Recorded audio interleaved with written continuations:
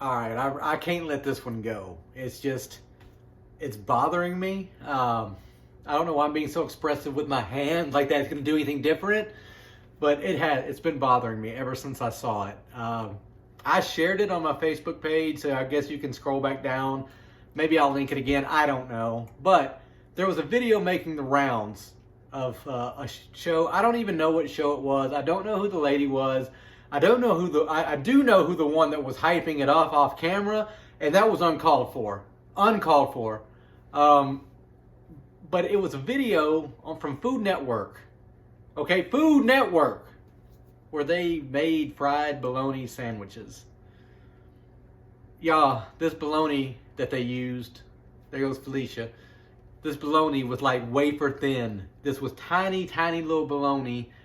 Then they had like pre-cut, like it looked like gourmet cheese and stuff. And then she put like 8 pounds of iceberg lettuce that was shredded. What? And she like gets gallons of mayonnaise and mustard, and then put some barbecue chips. Like if you want to put chips on a sandwich, cool. That's do you. But and I occasionally enjoy it. But like that no, you don't like chip up a sandwich like that and hand off to somebody for tea. Like no, I'm gonna show you right now how to make a proper fried bologna sandwich with just a very few ingredients. She was doing way too much as well. There was all kind of stuff happening in that video that I don't want. She used like a teaspoon of butter. Not even a teaspoon, like milligrams. She took the butter and it's like, okay, that's butter. That's good. No, wrong. First, as you can see here, I can't stand up because the camera won't work right. So I got to sit down. It's hard for me to sit down and do this. But you need a big old black pan like this, you know?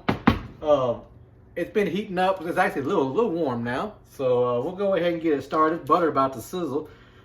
You do need some butter. I prefer salted. You don't need nothing crazy. I'm going to go ahead and turn this off for a second though, just so I can cool down a little bit. But I'm going to show you what else you need. See, she was doing too much. A lot of people are going to come to the game and have 84 utensils. And you don't need that, okay? All you need for this recipe, as far as cooking stuff goes, like actual utensils and stuff, you need this here pan, you need a range, I don't care if it's gas, electric, whatever, and you need a fork. That's it. That's all you need. So you can come across like here and just pull you some butter off. Don't use a little tiny, like put some butter on it, you know? Put some butter on it. I'm not saying it needs to necessarily be swimming in butter, but you definitely need to have some butter going on in there, okay? And this is like, this ain't no gourmet stuff. I don't know why they're trying to make it that way. This is comfort food. This is stuff when you was broke and they have no kind of money, you could have a decent hot meal with. That's what this is. And they just trying to make it all kind of, I don't know what they were doing. But now we got the butter going in here. Looking good already. Like I said, you want a decent bit. You want a decent bit. Me personally, I like to use a little Worcestershire sauce. I don't even know if I said that right. Do not ask me how to spell it because it ain't happening. Some people use a little soy. Some people use just the salt. Some people won't use anything but the butter. That's cool too. But I like to put a little bit in there. That pan is still hot, but that's gonna be all right. It just smells right already. I don't know what it is. Something about that Worcestershire sauce. It brings it all together. It really, really does. All right, so we've cooled down a little bit now. Now you're gonna get you some bologna. I don't care what kind you get. Just get some bologna, but don't get no wafer. Like she had to have gone, or they could have done it in the house, I guess. I'm gonna pretend she went to the store and she was like, "Do y'all have any kind of bologna y'all see through?" Cause that's what I want. The guy at the deli was like, "Hold on," and no. So we're gonna use some Bar S classic bologna. I do like the chicken pork blend. Sometimes they have the beef in it too, but I like the blend. If you're gonna eat bologna. You know, it should not be gourmet. It's bologna. One of the most key ingredients, though, all right, that they missed too. You gotta have. Y'all know what I'm about to say. That red ring. There we go. Now, you gotta peel that red ring off, or you ain't got no kind of real bologna. All right, we're gonna go ahead and put it in the pan. Starting to sizzle a little bit. Turn that heat back on now. Put another one in there. Now what you notice too is I didn't slice it. Some people will go on the outside and put some slices in there to prevent it from bubbling up. I'm a fan of the bubble up, all right? On the TV show, she put an X in the center. I ain't never heard of that in my life. But We got it in here now. Like I said, all you need is this fork. Anything else is just uncivilized. So I'll move it around a little bit. I like to get nice and on all the edges. I'll get that Worcestershire. I'll go ahead and do a quick flip, just again, because I like all that Worcestershire and everything on all the sides. As you see, the bologna's already changing colors. It's taking on a life of its own. What's going to start happening here is it's going to bubble up. I love that bubble up. A lot of people don't like it. It bugs them for whatever reason, but that's the magic. See, when it bubbles up in the middle, those outside edges can get a little bit crisp. Oh, man. Well, that's going. I'm going to get my plate ready. Gourmet plate right here.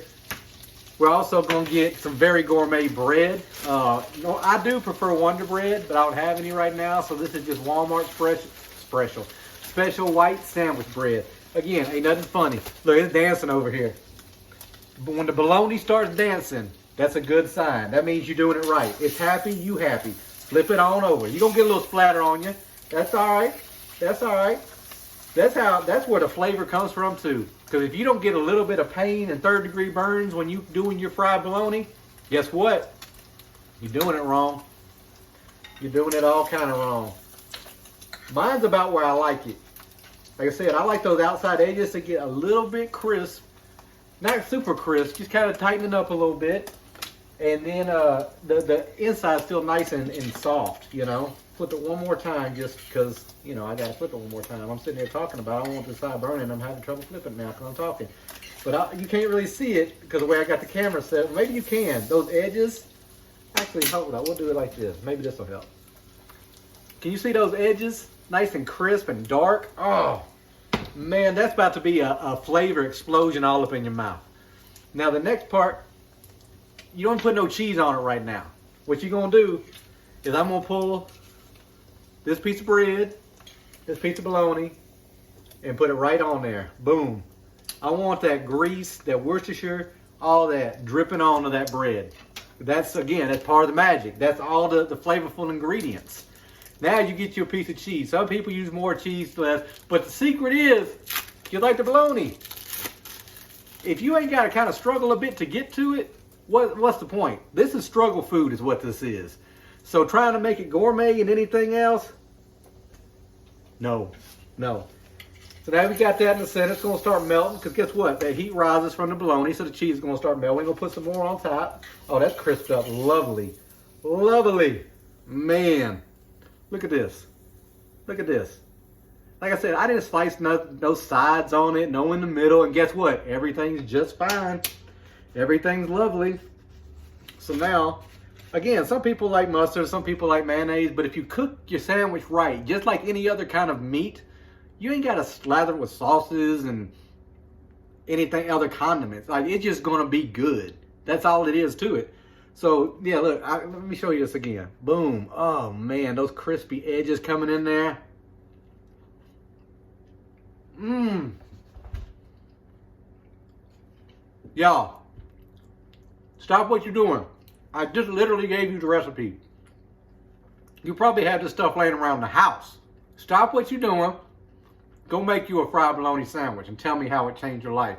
And if it changed your life in the past, you're welcome because I just reminded you. So until next time, it's your boy Panda, and I'm going to keep messing this fried bologna sandwich up.